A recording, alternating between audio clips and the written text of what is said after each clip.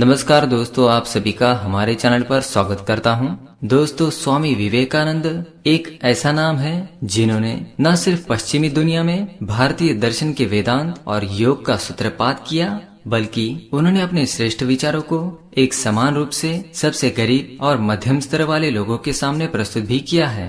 दुनिया उन्हें आज ही के दिन वर्ष 1893 में शिकागो में आयोजित हुई विश्व के धर्मों की संसद में अपने तार्किक भाषण के लिए याद करती है, जहां उन्होंने भारत का प्रतिनिधित्व किया था। स्वामी जी अपनी विलक्षण बुद्धि एवं स्मरण शक्ति के लिए विख्यात थे। वे सैकड़ों पन्नों की किताबें कुछ ही घंटों में पढ़ लिया करते थे।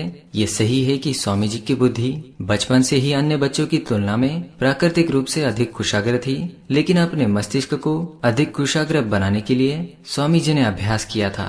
तो आइए जानते हैं स्वामी जी ने बुद्धि को तेज बनाने के लिए कौन से उपाय बताए हैं। ध्यान और ब्रह्मचार्य। स्वामी जी ने अपने विलक्षण मस्तिष्क का राज बताया है। उनके अनुसार कोई भी व्यक्ति इसका पालन करेगा तो वह अपनी सीखने की क्षमता को बढ़ा सकता है।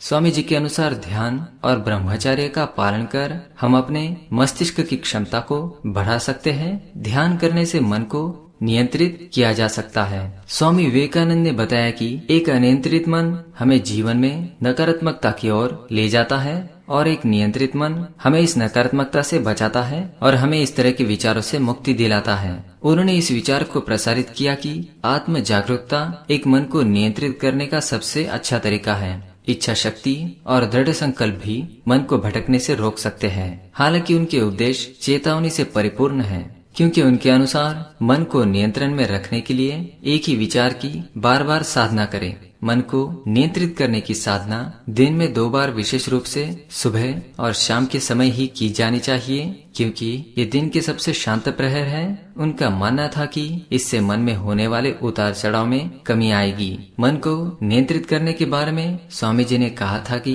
एक एकाग्रता ही मनुष्य को जानवरों से पृथक करती है और एकाग्रता में अंतर होने के कारण ही एक मनुष्य दूसरे से भिन्न हो जाता है। ध्यान करने से एकाग्रता बढ़ती है। हमारा मस्तिष्क जितना एकाग्र रहेगा, हम उतनी ही जल्दी किसी भी चीज को याद कर सकते हैं। एकाग्र मस्तिष्क के लिए यह भी जरूरी है कि हम अपने इंद्रियों पर नियंत्रण रखें। ध्यान की महत्ता का उल्लेख करते हुए स्वामी जी ने एक बार कहा था कि अगर उन्हें बचपन में ही किसी ने ध्यान के बारे में बताया होता तो वो सैकड़ों किताबों को पढ़ने के बजाय सिर्फ ध्यान करते।